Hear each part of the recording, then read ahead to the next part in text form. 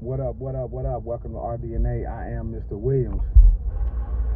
Got some more political news this morning. Elizabeth Warren suspended her presidential campaign. Kind of felt like this was coming. So, excuse me. Like I said yesterday, it looks like it's going to be a two-man race between Bernie and Joe. So that's what we're looking at on the Democratic side. It's looking like those two choices. I think it all hinges heavily, you know what I'm saying, as far as the VP pick, which ain't even gonna happen, you know what I'm saying. So I kind of feel like this, which not even really gonna happen until like before the convention probably. So, which you probably have a clear picture of who's gonna be the nominee then. But I think either way, man, whichever guy picks up the nomination, it's gonna matter big time who they pick as a running mate, you know what I'm saying, because they're both a little up there in age, you know what I'm saying, both men, in their mid-70s or something close. And so it's gonna matter. I think that they got a young, stable VP, you know what I'm saying, behind them, you know what I'm saying, not hoping that something will happen to either one of them, but just to show that there's some sound leadership to come behind them if something were to happen and they weren't able to fulfill the duties as president.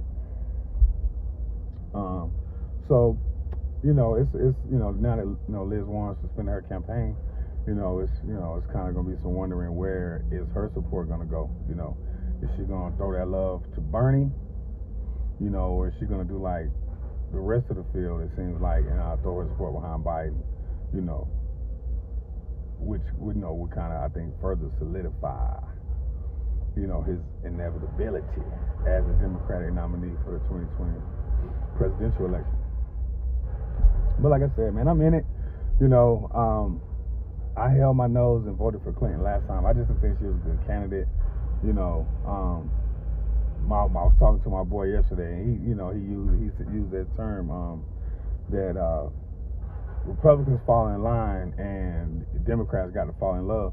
And it's truth to that. It's like a lot of truth to that. Like, a lot of Democrats, I think, think of themselves as like very idealistic people. So I think that's where that love comes from. Needing to fall in love with your person. But I mean, for me, man, it's ideas. If you can express those ideas, even better. If you can be coherent in the message that you're trying to send, that I feel like that'll shine through. And you have to be able to connect with people. You have to be able to engage people wholeheartedly. You have to be able to speak to their souls. You know what I'm saying? And that way, I say, man, you got to have a little bit of Tupac in you, actually. And the reason why I think Tupac would have made a great politician, because he was able to speak universally to the core of a human being. And that's a skill. Everybody doesn't have that. You know what I'm saying? So, like, I was telling my same homeboy yesterday, like, if Bernie was younger, and he didn't sound like a grumpy old man, you know what I'm saying, he might be able to get a lot, a bigger coalition outside of young people. And even with that being said, that's kind of an oxymoron in itself, because, I mean, he obviously don't sound like a grumpy old man to young people, you know what I'm saying, so they're hearing him loud and clear. So maybe some of us who are a little bit older just aren't listening with the right ears, so, what I'm saying, if I'm able to correct, that statement mid-sentence, then, maybe we can, go back and look at some stuff. But that's neither here nor there. Like I said, it's pretty clear who the candidates are going to be for us to choose from to put up against Donald Trump in November.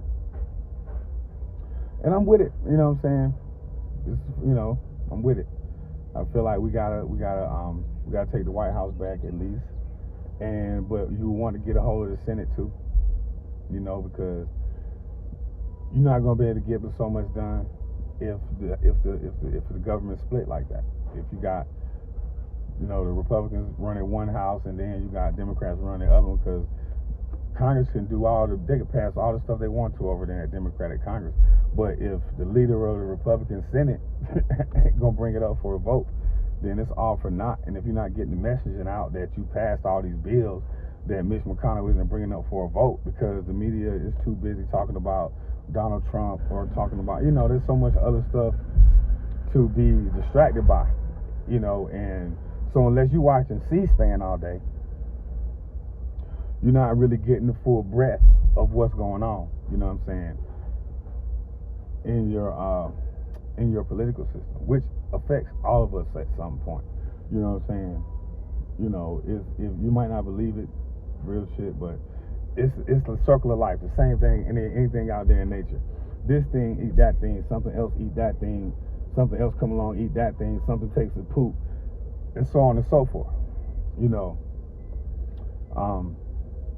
It's like that. So even though you might not see it, as pronounced, in some cases, that is how it is.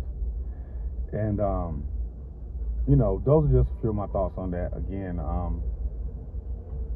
it's a two-man race. Bernie Biden, choose. All right, it's Mr. Williams, RDNA. Y'all be easy. I'm out.